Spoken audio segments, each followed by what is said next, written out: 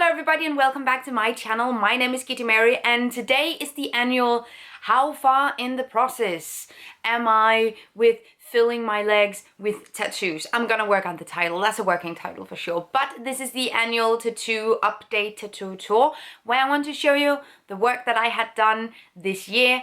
And I'm really excited to get going. This year I finally started on / kind of finished some work that I really wanted to have done and that I've wanted to have done for a really long time. And it feels great to be done with these projects. I am so happy with how it turned out and I am excited to show you as well. But before we get started, this video has a sponsor.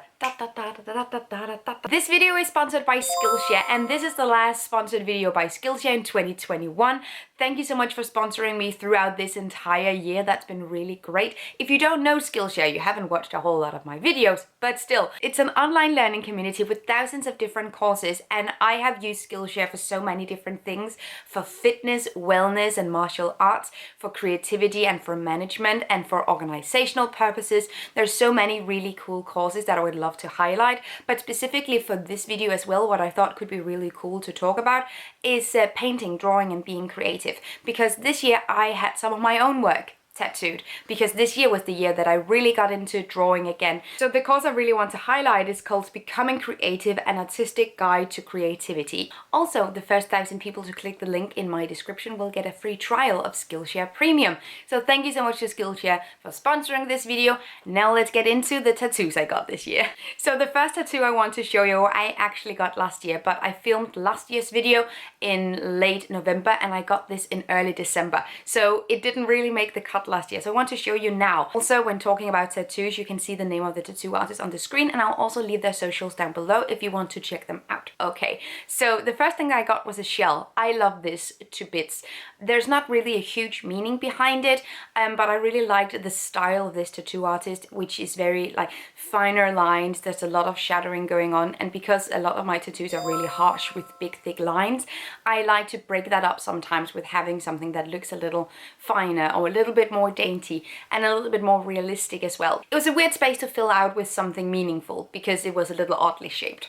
So a shell works out really well. I think it looks super nice. And pain wise, basically nothing. I really don't want to say like it didn't hurt at all. It feels like such a cliche, but it hurt very minimally. For sure, that was a really nice place to get tattooed. Oh, and this tattoo I got in Aalborg. I think the artist is now in England, by the way. Next, I went to Aarhus to get tattoos. I think it was last year, I started going to Aarhus to this shop to get tattoos more because the artists are really great, and I found especially two that I really like. So now I often just end up going there, and I already have a scheduled appointment for January. I've wanted to get these things for a really long time, and as you know, a lot of the tattoos that I have are references to movies and shows and just general different types of pop cultural elements. Like we have Darth Vader, we have Harry Potter, we have many different things. We have a big ass Bulbasaur on the knee, so you know, lots of references. And I really wanted to get something from Howl's Moving Castle because I love that movie so much. So I got Howl's earrings and I got calcifer, and I got them two different places. Again, I wanted to use up some space that was really weirdly shaped where I don't know what else to put in there.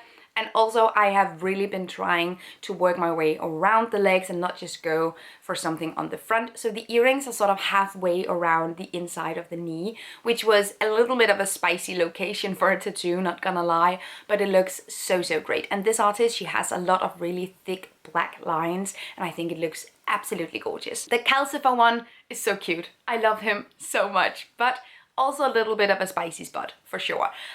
They were relatively small though, so even though it's a little bit spicy, it doesn't last a long time. So there's that. Now I want to talk about the big project that I had planned for this year, because as I just said, I have a lot of tattoos on the front and I have wanted to work around and on the back for a really long time. Not on the back of my backpack, but like on the backs of my legs, okay? So I got two major portraits on two different appointments. I think there was almost half a year in between because I was so traumatized from the first one that I wanted to wait for a little while. I wasn't traumatized, but it hurt a lot. Both these locations hurt a lot because they're also rather big and there's a lot of black in them for sure. So on the first leg I got Morticia Addams. I have been wanting to get a portrait of Morticia Addams for ages at this point. I think it was one of the first like bigger things that I wanted, or that I started wanting when I started getting tattoos.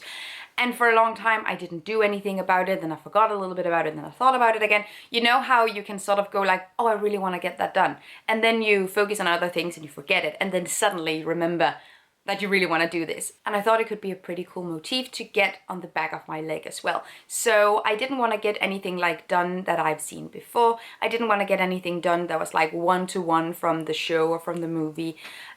So I sort of said to both my artists with both portraits that I want to get something done in this style, or like, you know, with this theme. But I also want to leave a lot of space for the artist to do what they want to do and to sort of add in elements that they think could work pretty well. Generally over time, I've also definitely moved away from being very specific with my things and moved into sort of I trust the artist a whole lot more. But that also works great because I found artists that I trust now and that I really, really like, and that I just completely, I have full faith in what they do. They're really talented. Anyway, the Morticia is really cool. I love how her hair is completely blacked out. I love that she has just white eyes. I think that works so incredibly well. I love the little frame around her. Generally, this is a really nice piece. It hurt so badly, and I got her touched up as well a couple of months after I got her. And also, just a touch up, I mean, I was under a lot of pressure. It was very spicy, but it turned out so well. And on the other leg, I got a Medusa, and I told my artist, who's a different artist from the first leg, like they're sort of my two favorites, so they go on each leg, which I think is pretty cool, but because their styles match together really well, like they fit each other really well. And I just said to her, I want a Medusa, I want it to look like something you made.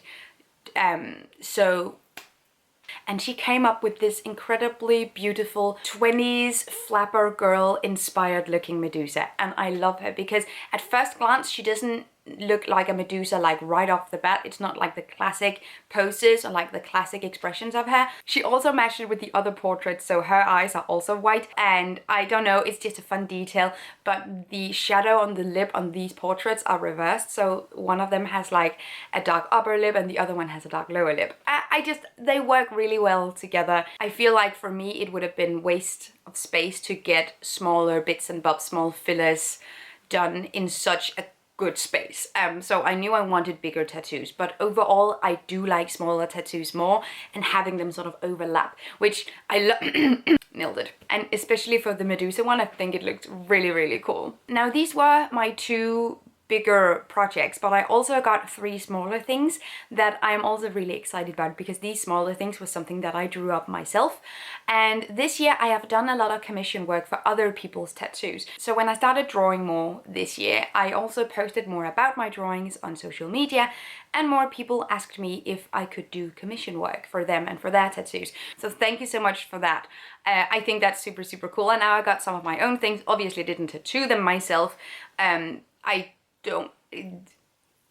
I mean, at one point I would love to tattoo myself, honestly, but this is not the day. So I got 3 things in the same session, and that session was placed between the 2 big portraits. So in the middle there was these small things.